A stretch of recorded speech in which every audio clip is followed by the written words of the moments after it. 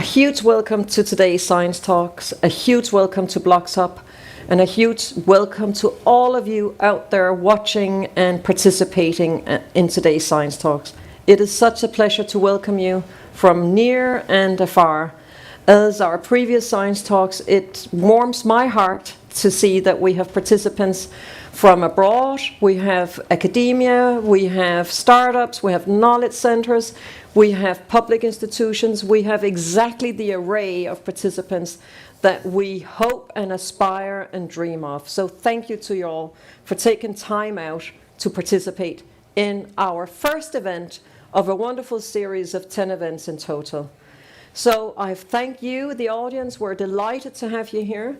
And before I forget, I would also like to thank our partners, because without our partners, we would not be able to host and run this wonderful series of healthy buildings. So to LYS Technology, thank you, thank you, thank you. I'd like to thank PropTech Denmark, Aalborg University Build, Danish Sound Cluster, and Velux. It is wonderful that we're able to collaborate and develop and host this series of 10 events together with you guys. Thank you. Our indoor climate has a significant impact on our health and cognitive functions. Study after study shows that our well-being and performance improves dramatically with higher rates of ventilation, optimal humidity, lighting, noise control, and well-designed spaces. So what does it take to turn that knowledge into action? It's time to look beyond those four walls. And as some of you have noticed, I'm not alone today. Thank God for that. It is a deep dive into the subject matter of the importance of light.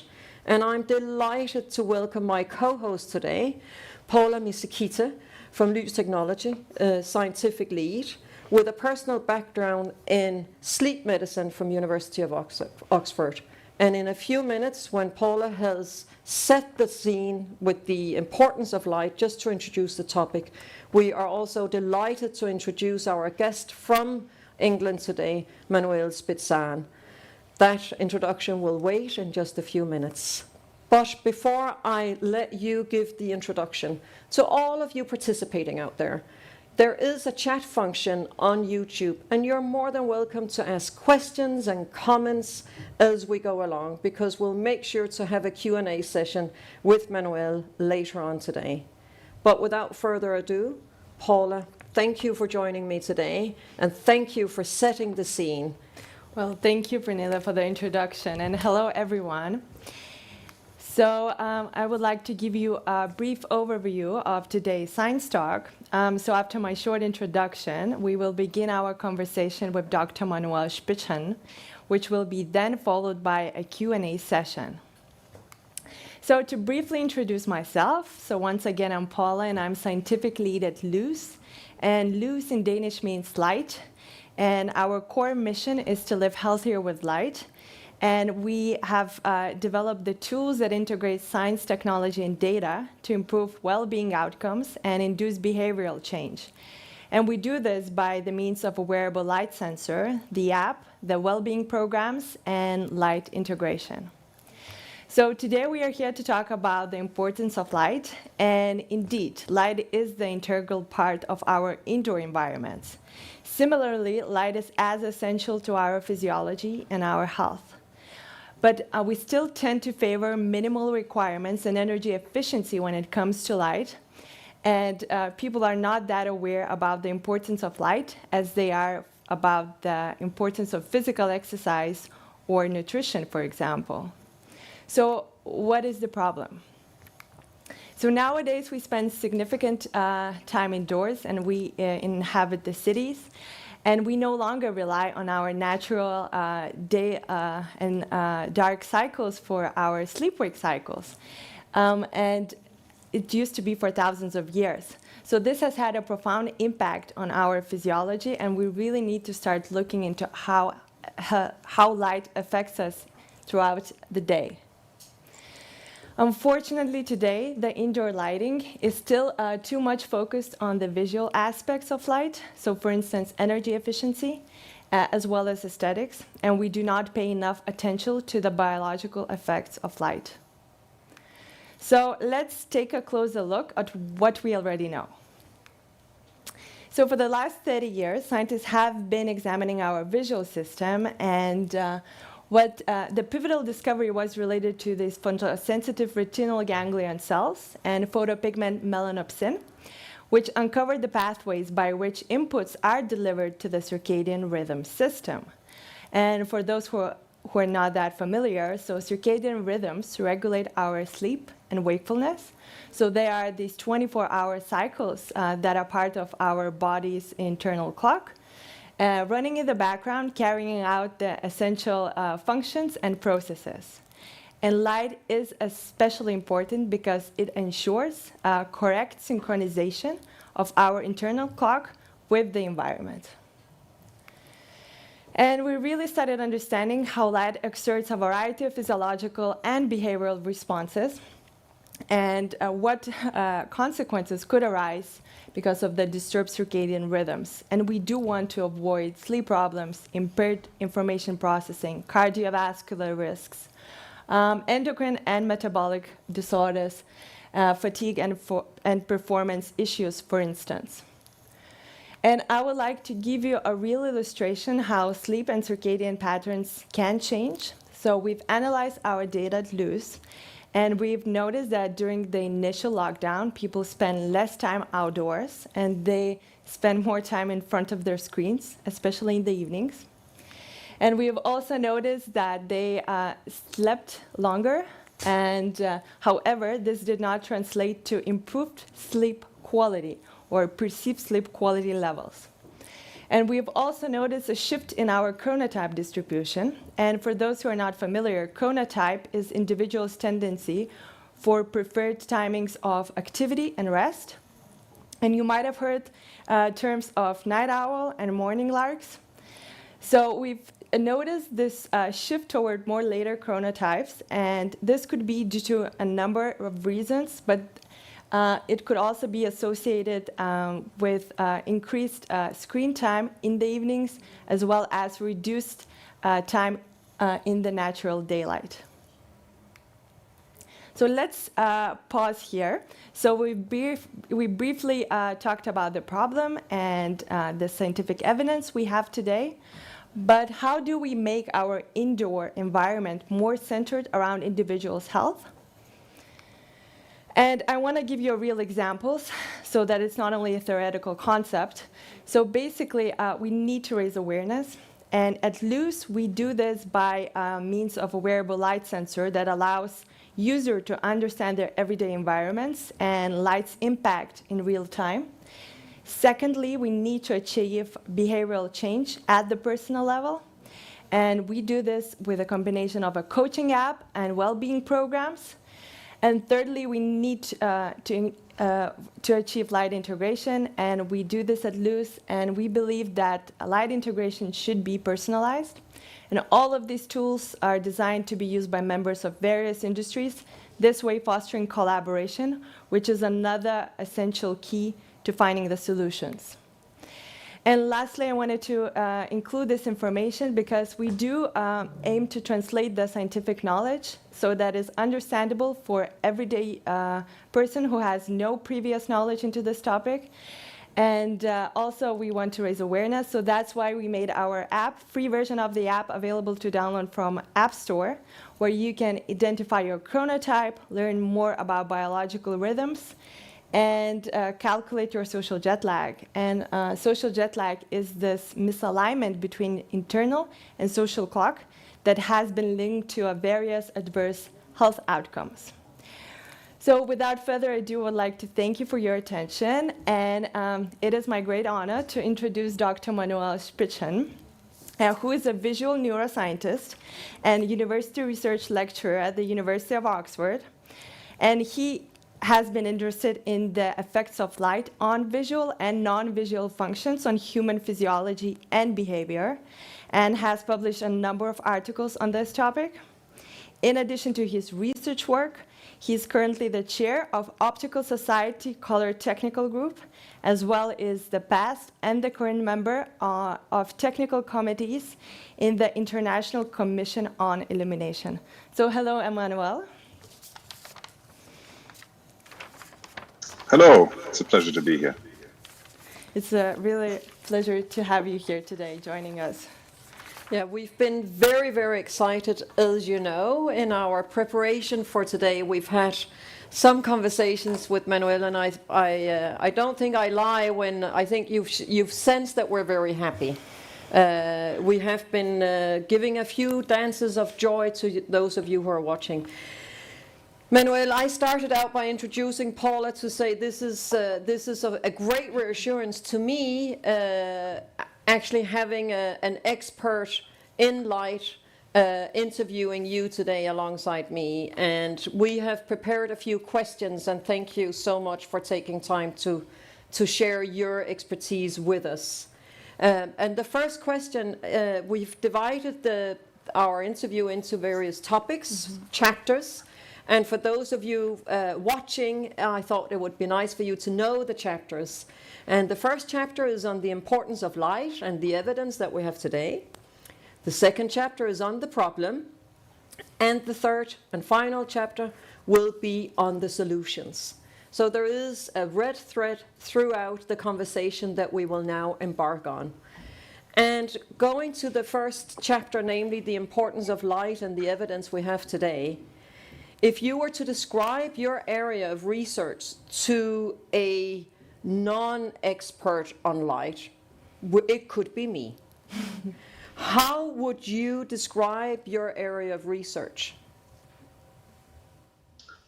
So I think this is always a good question to start with. So what I'm really interested in is how internal processes in our brains and our minds and our bodies broadly are controlled by external environmental stimuli, such as light. And so we've known for a long time that there is a clock in a part of our brain, and that clock is exquisitely sensitive to light, to the extent that that clock can be synchronized and set by the external light and dark cycle. So, as an example, when the sun's out and it's bright, that sends a signal to that clock. And during the night, when the sun is below the horizon and shining on another part of the world, obviously that part of the clock is not active. And my research really kind of tries to understand, well, how do three components work together? The first one is light and the light environment that we are in. The second one is, how do these signals of light, how are they processed in our eyes? And then the third, well, what are the consequences of light exposure and our exposure to the daily light-dark cycle? Excellent. Yeah, and actually, because it's such an important topic to touch upon today. So what do you say is the function of light in our biology? And could you elaborate on what I also mentioned, the light being the strongest environmental cue regulating our circadian rhythms? Yeah, definitely. So there's these very, very strong effects of light on our physiology and behavior. And so generally speaking, in research, there's two types of effects that we would consider when it comes to the biological effects of light. The first ones are those that are related to vision, right? Light illuminates our environment, enables us to see color, motion, spatial detail, etc. And so these are typically called visual functions.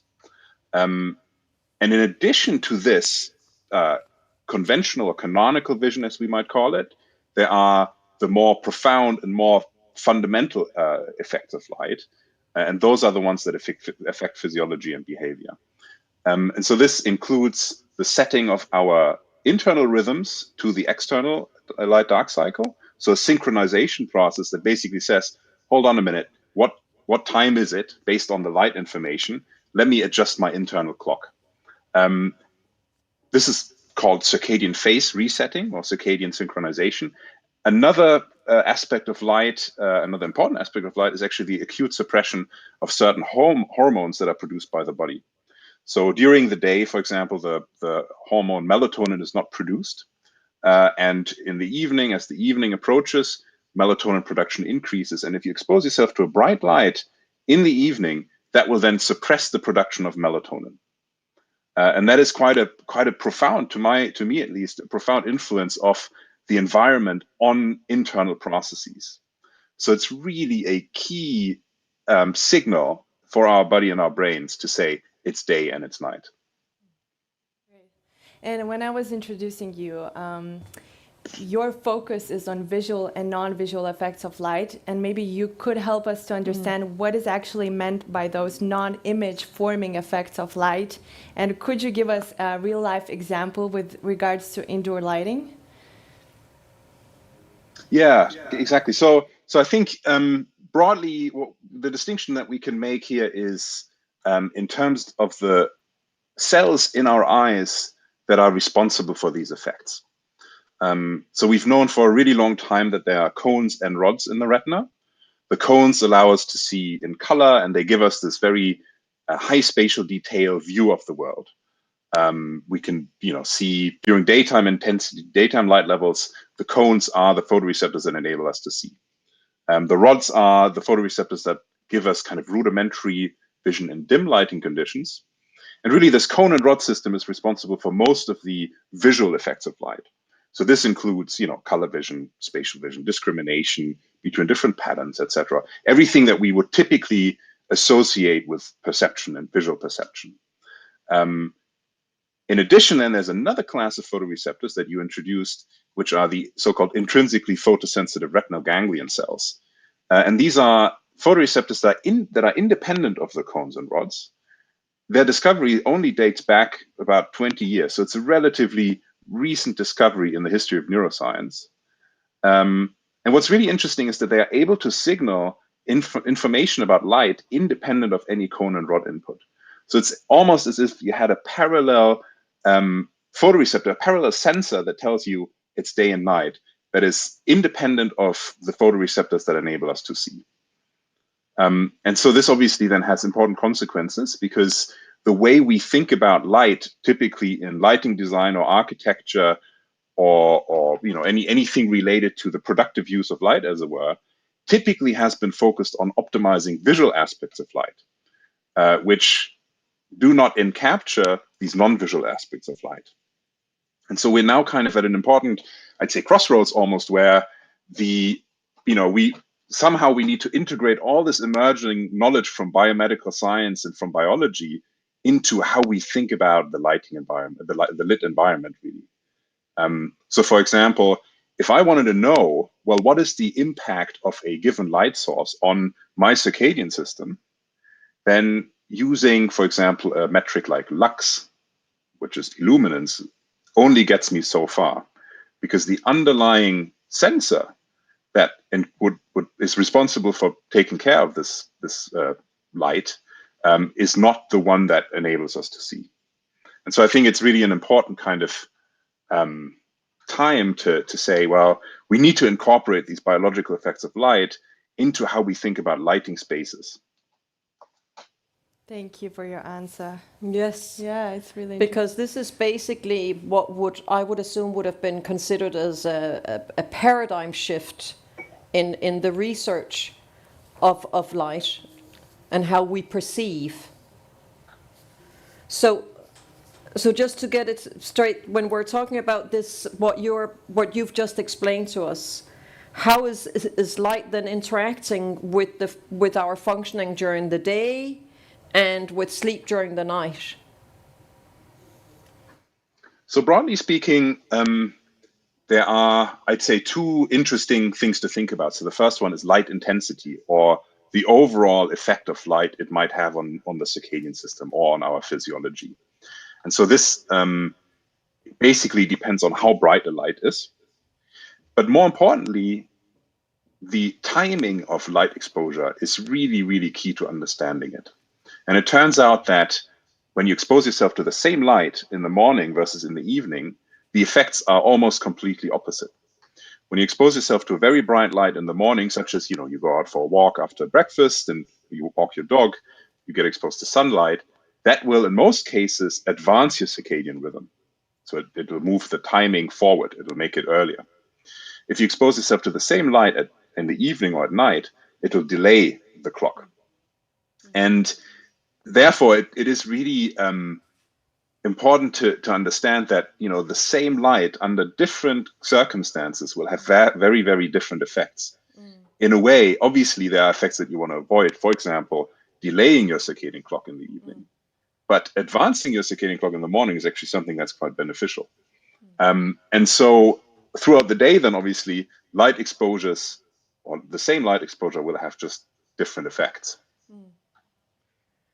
Maybe a leading question, but if I were to ask, what is some of the most important findings in your research when it comes to the important with regards to health? Would what you've just said be one of the most important aspects that so far you have ascertained in your research? I mean, I think as a researcher, I always, I'm obviously kind of very much, as researchers, obviously, we kind of generate knowledge that will kind of be maybe not immediately relevant for health. And so there's a number of interesting discoveries that were made in the last couple of years that I think will have an impact or a translational component maybe down the road in 5 to 10 years or so. I think the most important realization really to me is still this fundamental realization that the way we think about light, right, is, we need to think about it quite differently than we have in the past. And I think slowly, research communities are beginning to understand that, for example, expressing light or irradiance or illuminance and lux is just not sufficient. I think from my own research, I have a couple of examples of really interesting findings that really surprised me. So as I mentioned, there's a component of intensity, right? So generally it is thought that the brighter daylight exposure, for example, the better your clock runs, broadly speaking.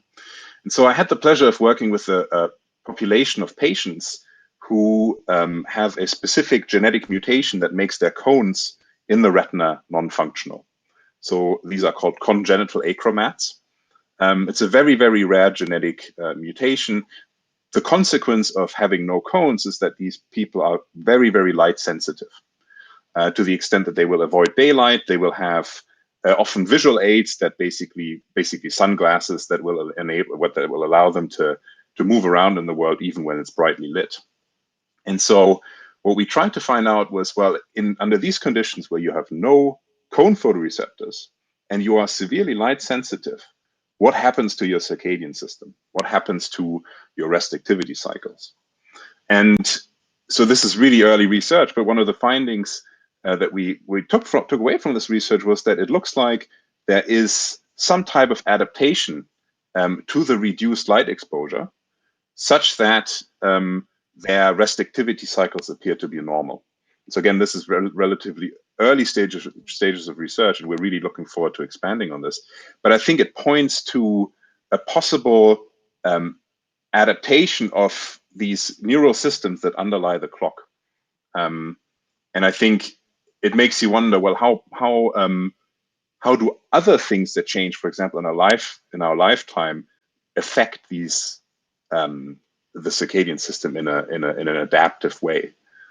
So I think this is probably, to me, one of the more important shifts also just in the research landscape, to think, well, these things could in principle be modified, and there's some plasticity, what we call plasticity, so some flexibility in responding to the type of light that we get exposed to.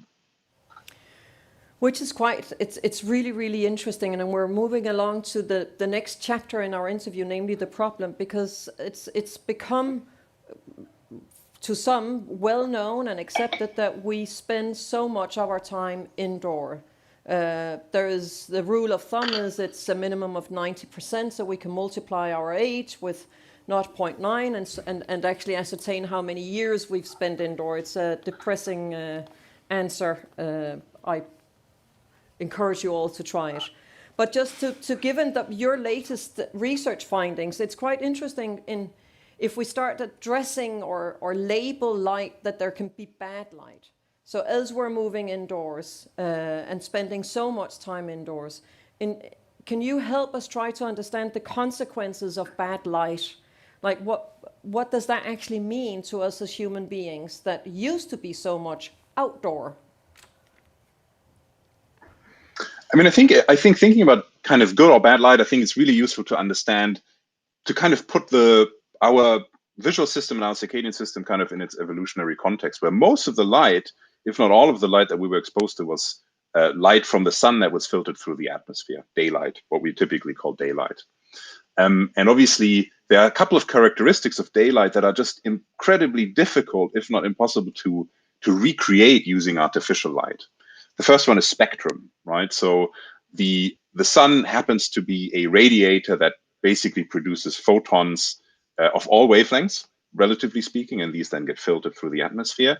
And it just happens to be the case that it's very, very, very difficult to produce lighting technology, specifically LED technology, that can emulate the spectrum of daylight. There are now some solutions out there for this, but it's still only a relatively recent finding. I think also there it's important to realize that most of the design of light sources has been really focusing on aspects like illuminance and color rendering, and not so much focusing on the non-visual effects of light. The second major difference, I would say, is the spatial distribution, what we call the spatial distribution of daylight. So if I go outside, even when it's overcast, I basically have the entire sky that can illuminate my surroundings and illuminate, basically allow me to have light entering my eye. And obviously, in any indoor space, you typically have light bulbs that might be diffused, or the light might be spread out in some way using, for example, these diffusing panels here. But it will never have the same, it will never take up the same space as, for example, daylight. And so then we are basically just summarizing these two things, spectrum and spatial distribution. We're always kind of in you might consider this a suboptimal, or in suboptimal illumination. And of course, then the consequences of this is you will never reach daylight intensities that you would have if you were living outside, for example, or spending your day outside. And it's known that indoor workers get much less light than outdoor workers. That is, that just follows from the types of light sources that you're exposed to. But there's another component here, which is with electric light and all the light sources that we have in the home environment, we can basically extend the natural day for as long as we want. And so that is, I think, the critical component here. So right now, obviously, it's winter. So at least in England, the sun sets at, I think, 4 p.m. But I will have light exposure well into 11 p.m. or so.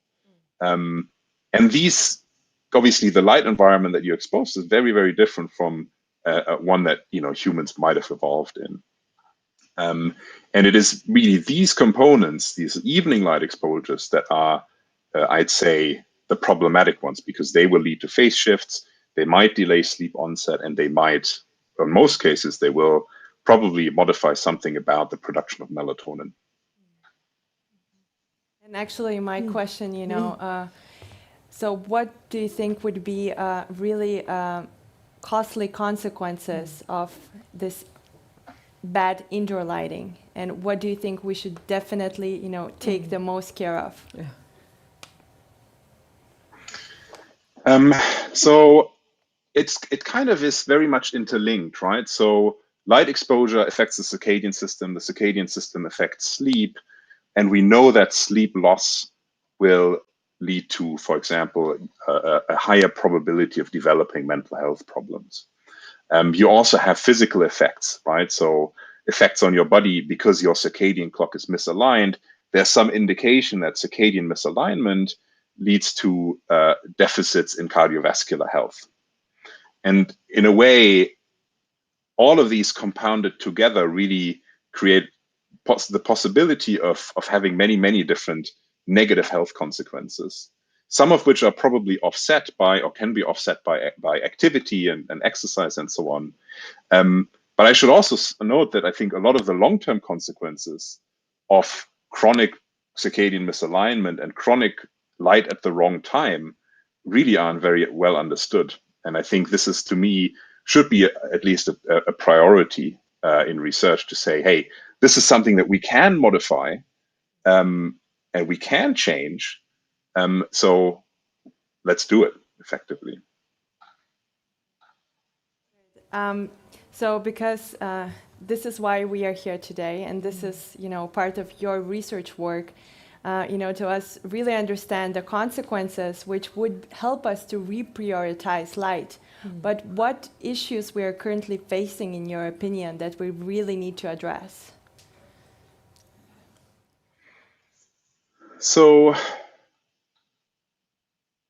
I think it's a multi-component problem.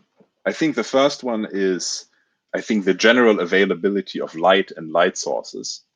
The fact that we can expose ourselves to light at the wrong times, I think, enables us to create self-select environments that are just, in a way, not good for us. I think there's also probably a strong psychological component here, right? So I think there has always been this idea, well, cell phones or exposure to smartphones at night, that is problematic because of the blue light content. But I think, to me, and I should say I'm trained as a psychologist originally, and I've moved kind of into this field through kind of various routes. I think there's a strong component of behavior that we really need to understand. And I think that is, coming back to this question, the example of smartphones, well, why is it that we are exposing ourselves to bright smartphones late at night? It's probably because there's an interesting news item, or we want to chat with friends or family. There's something that keeps us psychologically interested in this. And to me, then, it's not just technology. It's not just like the passive specification of light sources. I think we need to understand really, how does human behavior interact with all of these things? And I think that's something that really in research, I think we're starting to address this, but I think there's still much more that we'll need to do. In a way, I think we can optimize light sources all day, but ultimately we can decide what lights we expose or what our light exposure patterns are. And I think this is, to me, something that I think is untapped as a priority in a way, right? I think we could do much more on the kind of behavioral front to say, well, how do we optimize light exposures from a behavioral perspective?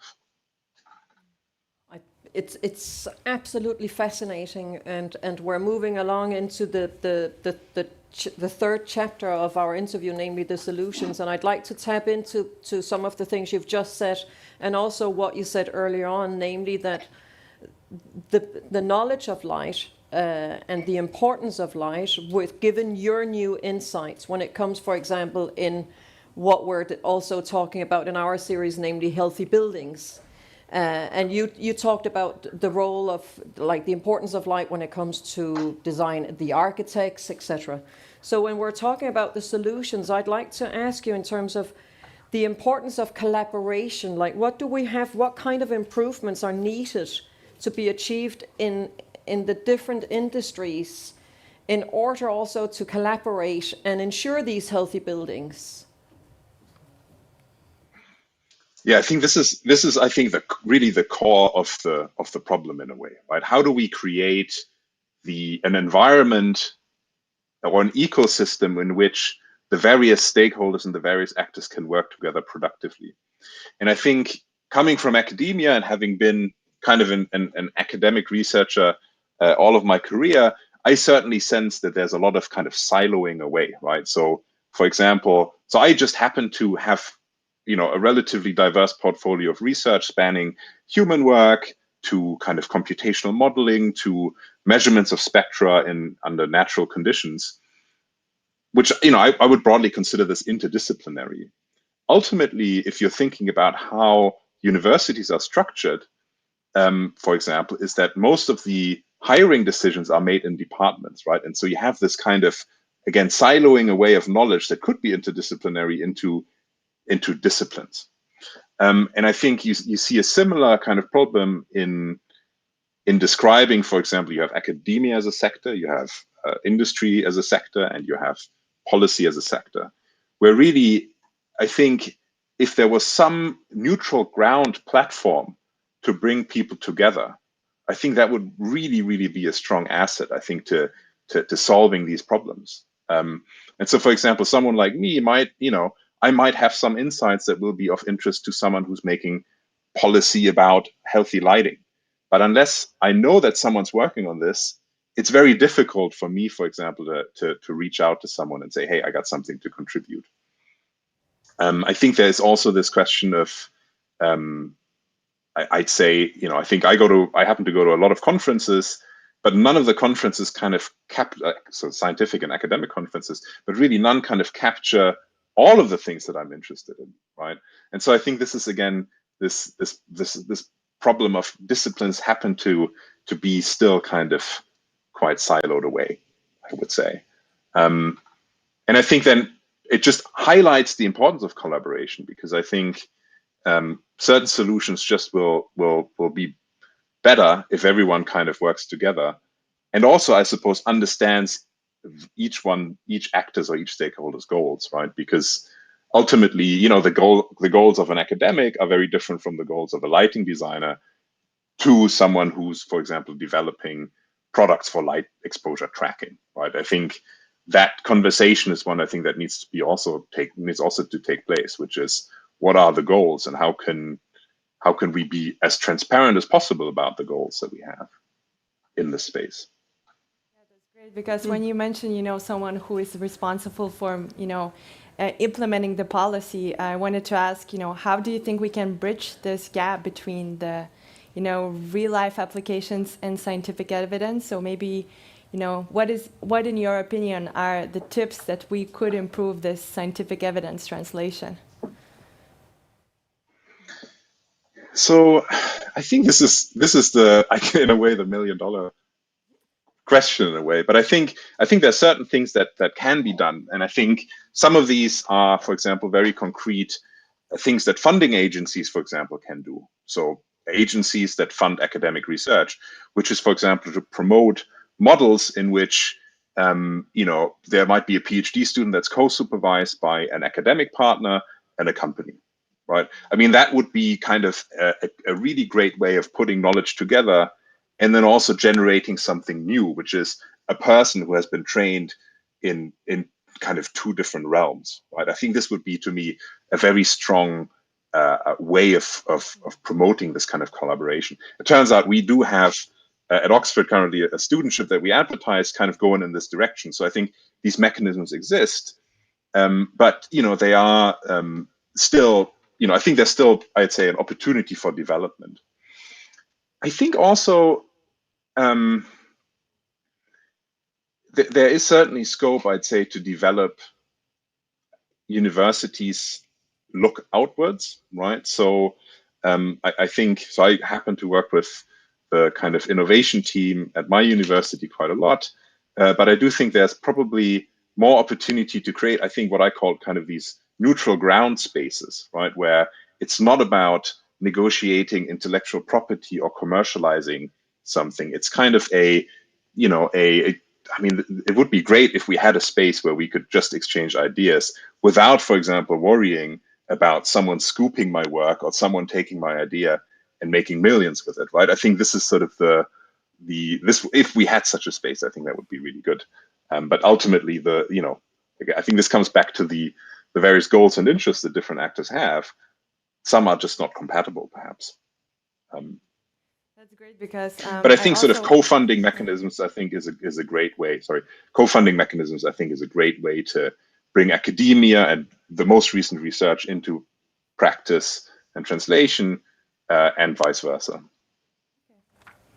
Yeah, because I know you have done some work that translates the effects of, especially non-visual effects of light to real-life applications. So you've been involved in creating a metrology system for CIE, or International Commission on Illumination.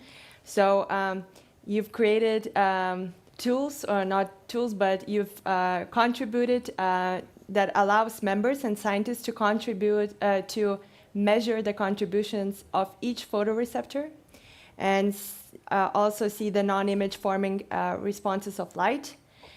And I really wanted to ask you, so how do you think, how important it is that we start seeing the regulatory shifts? So we shift from, just minimal requirements and energy efficiency to something that is, being optimal for our health. Yeah, I think I would say this is should be a key priority, I'd say, of policymakers in the next couple of years. I think that, so there are now kind of emerging recommendations for how, a space should be lit in terms of melanopic quantities. But I think there's a really, really big opportunity, I think, for regulatory frameworks to be developed that really are clear on what it means for a lighting solution to be, for example, friendly to the circadian system. And I think this is something where obviously fundamental research or basic researchers like me will need to feed into this process. Because ultimately, if you want to make health or well-being claims about a lighting solution, I think you need to understand what the evidence base is that surrounds, the specific claims. And unfortunately, I think a lot of what I've been observing is, I think, kind of a shortcutting of evidence. So, for example, the argument, well, we know there's a pathway that affects our circadian system through short wavelength light, and therefore, we should avoid a specific spectrum. But I think the direct demonstration of this, I think, is something that still needs to be developed. And I think it just happens to be unfortunate in a way that research always takes time, and we are kind of lagging behind in many ways with respect to the needs of, I think, the lighting industry. But I think it's important to get it right, because I think we don't want to be in a position where these regulations would be put into place, or possible regulations would be put into place, based on an evidence base that really isn't solid or robust. Great. I have a question, because this becomes the importance of light. I'm thinking public buildings, schools, like workplaces, as you're saying. Like, if we have regulations that can help us, that is really, really good. And as Paula has also been kind of alluding to, could we go from minimum standards to maximum standards?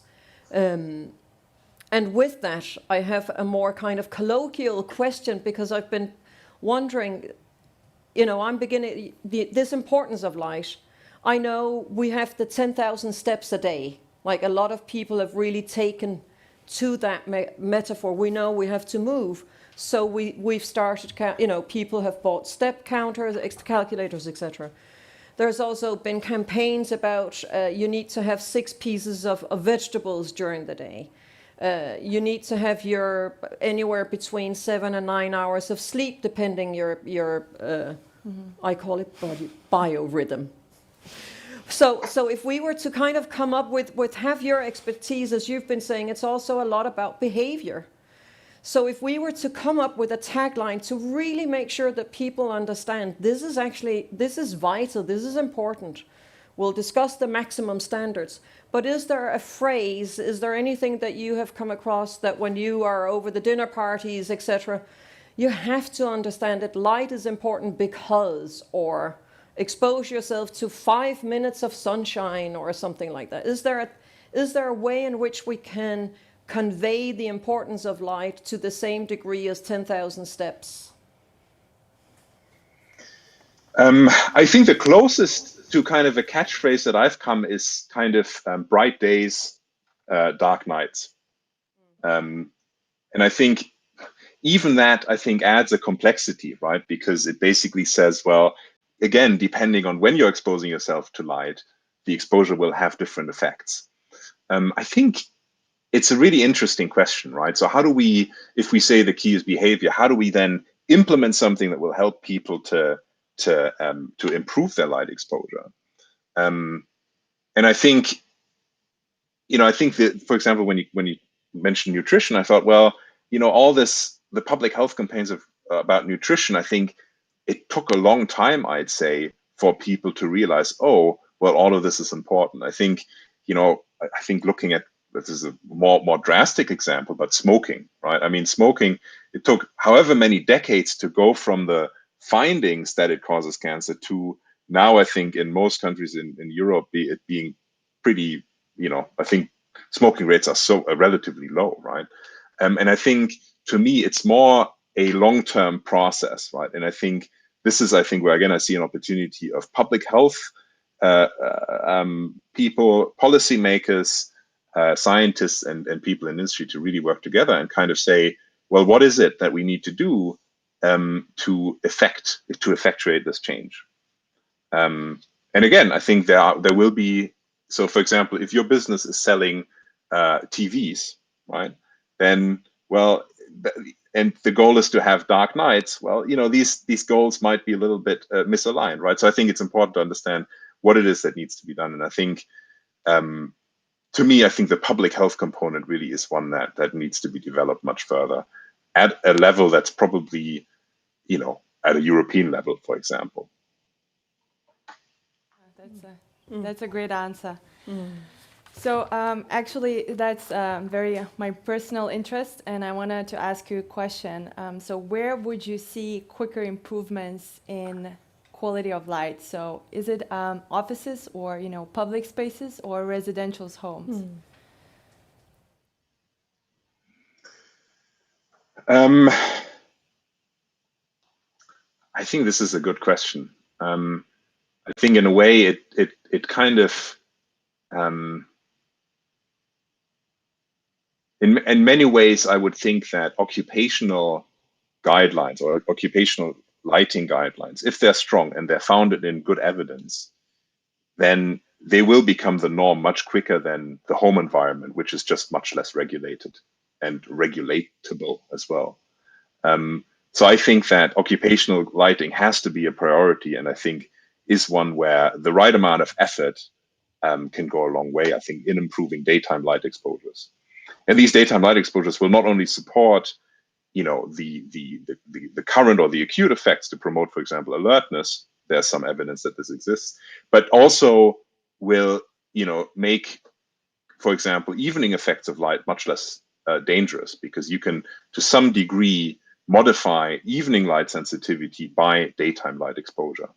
And so occupational lighting then becomes a big opportunity to actually promote worker well-being in this case, and therefore, you know, public health. Yeah, so as we are kind of approaching, you know, the end of the solutions chapter, so I wanted to ask you a really generalistic question. So, like, what future do you see for our indoor environment and lighting in that area? Yeah, so I think there's certainly a lot to be said about making daylight more accessible in indoor situations.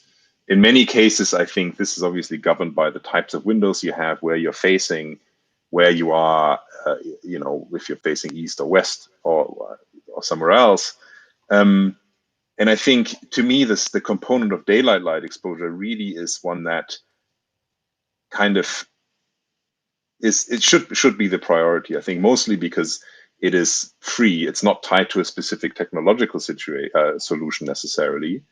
And it is widely accessible, right? So I think I would say the solution cannot be one where we retrofit all of our light sources with a specific new lighting solution that is dimming or changing the intensity. I think the solution should be one where we say, okay, we have some type of indoor light exposure, and we can offset some of these effects by just getting the right amount of daylight light exposure. And following up on a more general question, but albeit back to the behavior, because we also have different life cycles. So one of the things that I was alluding to, the public buildings, we have the kindergartens, we have the schools, we also have the hospitals, we have the nursing homes. So those, as you're saying, it is kind of a complex area. But the personal tips, going back to your catchphrase, bright days, dark nights, would you say that basically that kind of covers every phase of life? I think it's really tricky. I think if you have a shift worker, I think I think shift work, for example, is one of these cases where I think it really is very tricky to make generalistic recommendations, because depending on the shift schedule, people will be in different phases of their circadian rhythm. And as a consequence, then light exposure will have different effects. And I think there are many such cases where I think, kind of a generalist statement probably isn't useful. I think for typical day workers, I think that mantra or that motto still holds. And I think for the more complicated situations, which will granted affect many, many people, I think we probably need to invest more in research to say, or to find out, well, how can we support really everyone in society through good lighting? And I think this, again, is one thing that I think comes back to this question of, well, how do you make good lighting accessible to everyone?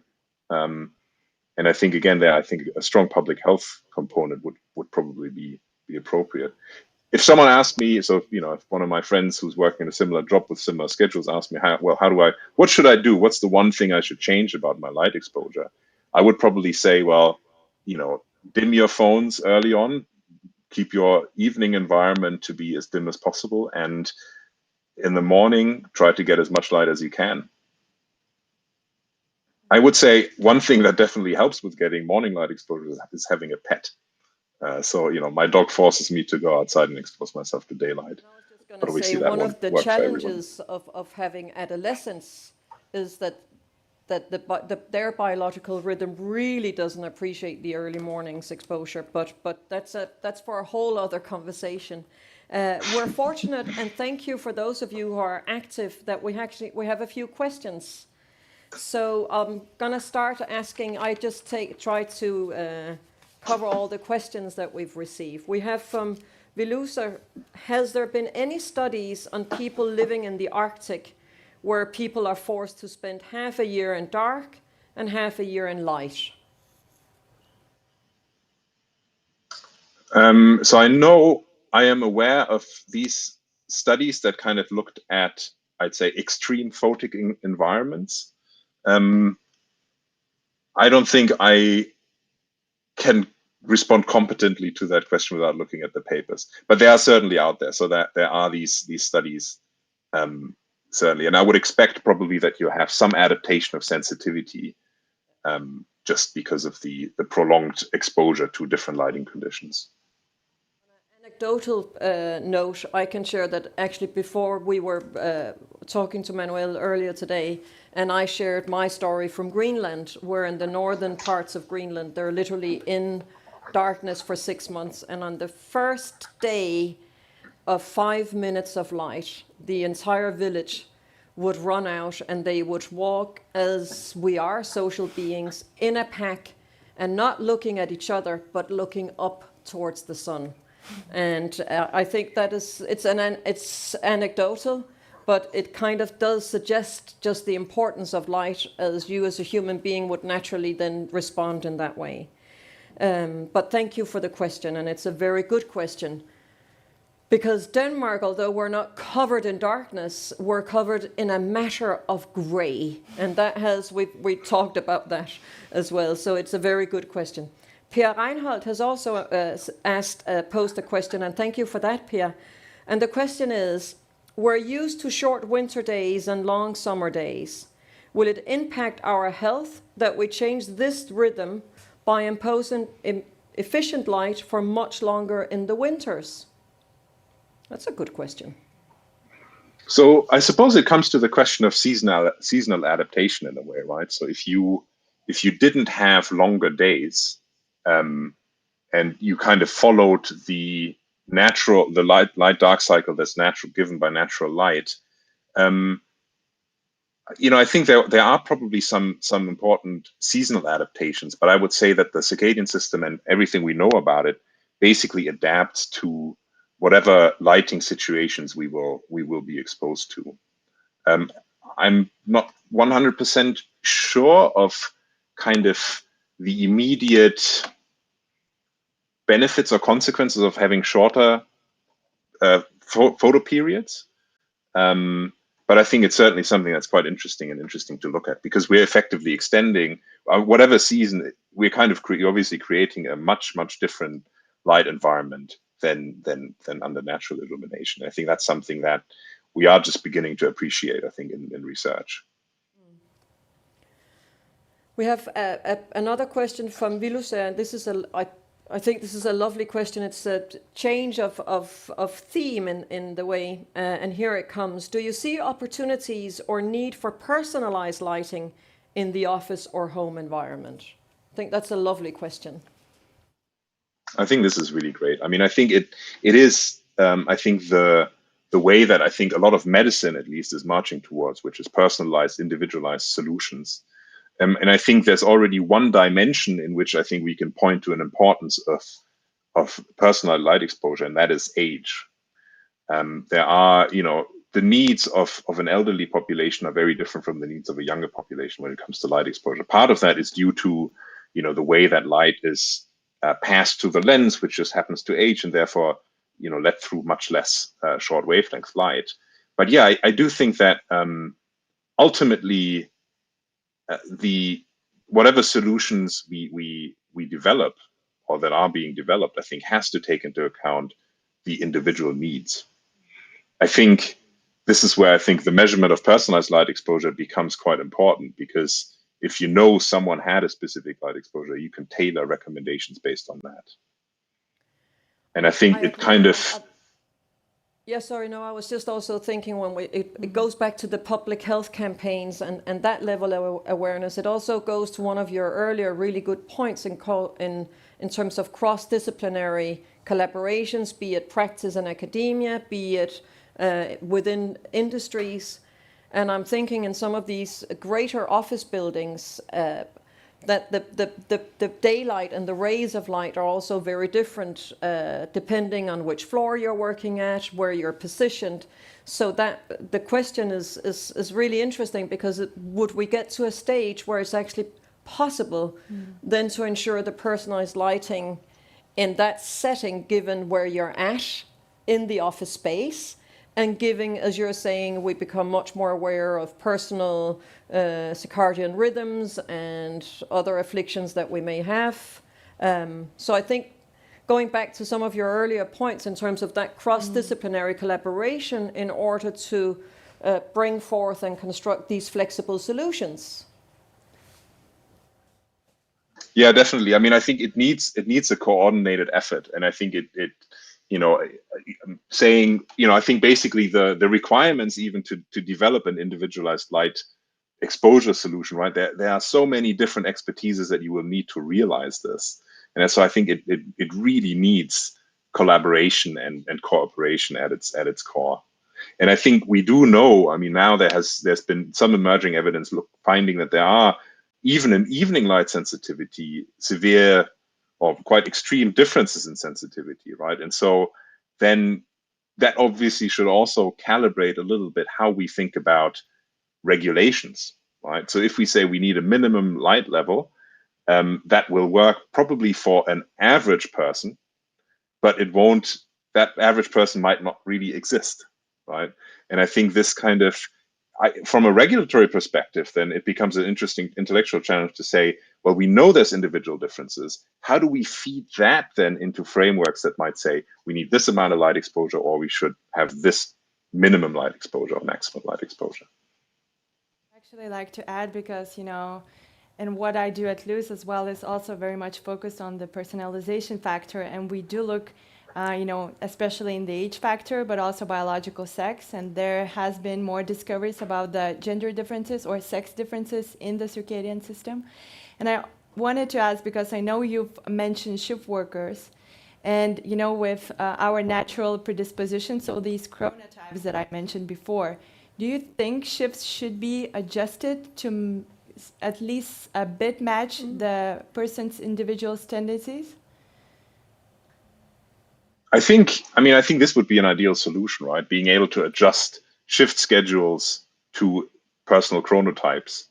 I would say it would be a big advance, but I think also when we're looking at, so I guess there's another step that we probably need to do beforehand, which is to feed in all the knowledge we have from chronobiology to the people who design shifts, right? Or shift schedules rather. And I think that is something that happens in certain situations, but certainly isn't a universal thing. So even something as simple as recommendations for shift work rota or shift work schedules could already be a first step. And then going from there to say, well, okay, who are the people who have a late chronotype? When should we optimally use them in a specific occupational setting? I think that would be a really strong move forward to kind of, at a relatively low level with not a lot of technology needed, right? Because we can find chronotype through questionnaires, to really have some impact on this.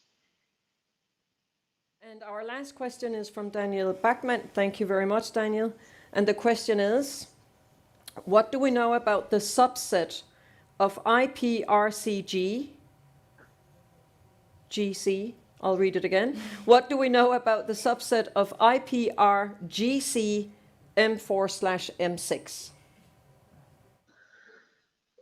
So this is a relatively, I'd say, nitty-gritty biological question. So just to kind of to start at the same square. So there are these IPRGCs that are short wavelength sensitive and express the melanopsin photopigment. There appear to be different types, and these types differ in terms of how big they are, where the connections go, and also what kind of inputs they get. So some IPRGCs, for example, get cone input and rod input. I think we know much more about this in the mouse retina than in the human or the primate retina. But I would say the picture isn't fully complete, mostly because it's relatively difficult to measure from primate retinal ganglion cells. You can imagine it's a very difficult research program to do. But certainly from what we know about mouse retina, which is the predominant biological model, is that different IPRGC subpopulations do different things and project to different targets in the brain. But I think certainly there's a lot more knowledge that needs to be developed, I would say, at this very cellular level. How much it will then affect how we think about light, I am not sure. I mean, I think these different cell types they'll probably respond differently to light, but they all share one photopigment, which is the melanopsin photopigment. And so I think if there are functional consequences, I think it would be very interesting to know about them. Thank you, Manuel. We've reached the end of what I think was an odyssey into the importance of light, and I hope all of you who have been participating and watching that you also find now it's not just 10,000 steps. It's also, I take with me some interesting points, not only the importance of light, but also the adaptation, that we're actually very resilient in our ability to adapt. And it's not just looking at the technological aspects of light and the rays of light, but it's actually also addressing our own behavior. With that, there are significant negative consequences from a health perspective if we deprive ourselves of light. So while we are enmeshed in the darkness in Denmark, I hope that whenever you find the ray of sun over the weekend, you will peep out, as the beautiful Greenlandic people will do when they see the first rays of light. You will also have received an email expressing our gratitude of participating today. There will be a small survey of evaluation because we always want to do better. Please take time to send your feedback to us. To Manuel, I don't think thank you is enough to express our gratitude. It has been such a pleasure spending time with you during our science talks. It was a formidable way to start our series of healthy buildings. And we're not done with light. We will have a debate on next week, the 9th of December. It's a Wednesday, same time as today we'll start. And we will actually be focusing on these cross-disciplinary collaborations, the connection between academia and practice, because we need to move forward and ensure that the importance of light really permeates the entire industry when it comes to designing, creating, building healthy buildings. So thank you so very much to you, Manuel. Thank you to all of you out there. Thank you to Paula. I could not have done this without you. Thank you, Pernille, for your great moderation skills. You're more than welcome. You saved me, so we know that. And Manuel, thank you again. A huge round of applause. If we were here, you would hear it in echo. But thank you. Thank you. Thank you so much for having me. It was really a lot of fun.